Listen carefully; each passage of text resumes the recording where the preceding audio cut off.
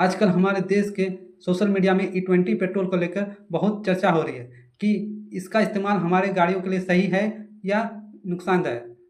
चलिए हम लोग विस्तार से चर्चा करते हैं कि E20 पेट्रोल हमारे गाड़ियों के लिए सही है या नुकसानदायक। तो चलिए पहले हम लोग जानते हैं कि E20 पेट्रोल बनता कैसे है। E20 पेट्रोल में 20% इथेनॉल की मात्रा रहती है और 80% सामान्य पेट्रोल की मात्रा रहती है। ये दोनों को मिक्स करके E20 पेट्रोल बनाया जाता है। तो चलिए हम पता करते हैं कि इथेनॉल होता क्या है। इथेनॉल गन्ने के रस से बनाया जाने वाला पदार्थ है।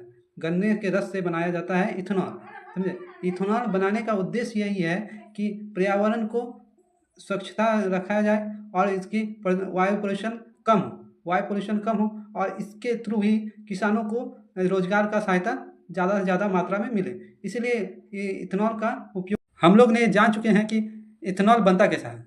तो अब हम लोग जानेंगे कि इथेनॉल का फ़ायदा क्या-क्या है। तो इथेनॉल का पहला फ़ायदा यह है कि ये पर्यावरण में कार्बन मुक्त बनाए रखता है। कम से कम कार्बन हमारे पर्यावरण में उत्पन्न होता है इसके थ्रू। दूसरा फ़ायदा यह है कि ये हमारे इंजन को भी साफ रखता है, जिसके कारण वायु पोल्यूशन कम मात्रा में होती है।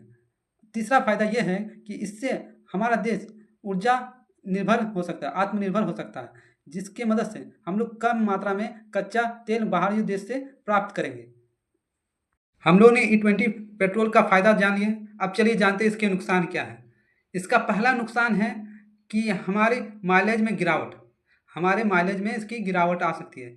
जो पुराने इंजन हैं, जो पुरानी गाड़ियों के इंजन हैं, वो इथेनॉल के अनुकूल वाला इंजन नहीं बनाया गया है। इसके कारण माइलेज में गिरावट आ सकती है।